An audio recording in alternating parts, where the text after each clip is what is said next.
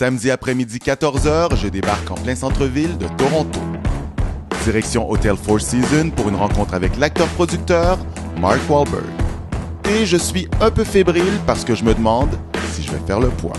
You don't fight, nobody gets paid. Mark Wahlberg, congratulations, because you're starring and you're producing one of the best movies of the year, I think. Well, thank you, sir. Appreciate that. You're a fighter because you fought to make this movie. Tell me the story about making this movie. I've always dreamed of playing a fighter. Some of my favorite movies have boxing as the backdrop. He's here because he needs the money. Look at the size of that guy. He's got 20 pounds on me, Dickie. It wasn't as easy as I thought. I mean, it had a great script. It attracted a lot of talent, but for whatever reason, people had a hard time committing to it 100%. And I just felt so compelled to make this movie that I had to basically say, okay, I'll do whatever I have to do to get it made. And that was a long uphill battle, about 5 years altogether, but well worth it in the end. Mickey and Dickie lived at my house in Los Angeles. I built a boxing ring in my backyard. Christian would come over to my house every day. We would train with those guys, hang out. Christian wasn't the first choice. We heard Matt Damon, we heard Brad Pitt. Is it true? You know, they were involved from the get-go. And, you know, for whatever reason, whether they didn't think the script was good enough or they didn't feel like making that commitment, losing all the weight, going to that dark place. But I really felt like after seeing Christian in The Machinist and Rescue Dawn, our daughters went to the same school together. And I saw him sitting across from me, and I was like, the light just went off. I was like, this is the guy. This is my shot at the title. I won't get another one after this. Nomination au Golden Globe et certainement une place aux Oscars.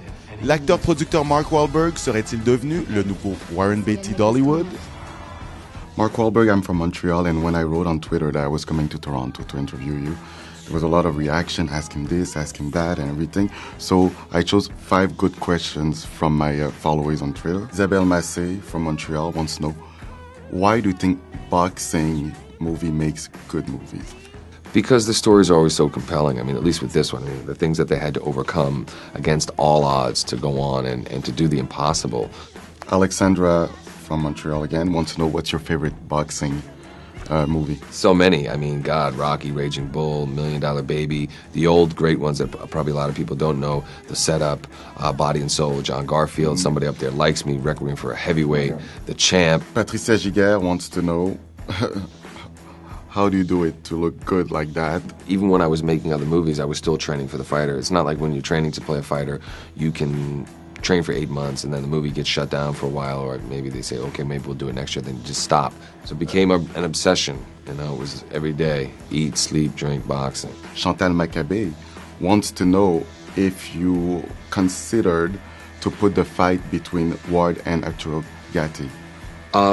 You know what, we did, but there's 3 fights, you know, and you know, because the movie was much more about the families and the relationships and what Mickey had to overcome, we always felt like it was best to end with the Shane Neary fight, which then allowed him to go on to the Gotti fights. Mark Wahlberg, the actor, or Mark Wahlberg, the producer? Mark Wahlberg, the producer.